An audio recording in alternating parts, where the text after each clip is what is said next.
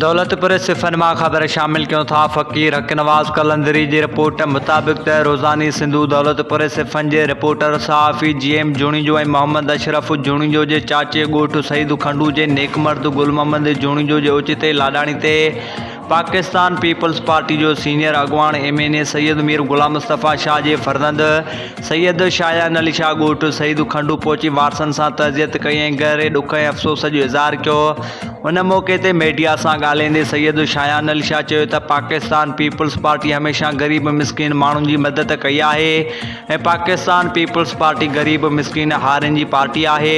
Party के platform तां असां हमेशा तक जे अवाम की वसाउर खिदमत कई है। इंशाअल्लाह ॻोठ सईद खंडू जे अवाम की शिकायतुनि जो इज़ालो कयो वेंदो।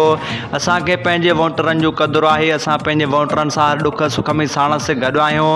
असां खेनि कॾहिं बि अकेलो न छॾींदासीं। उन मौके ते पाकिस्तान पीपल्स पार्टी जो सीनियर कारकुन सैयद मीर मकबूल शाह, बदलो सोशल वर्कर सैयद अली शाह लकियारी साणस गॾु आहे।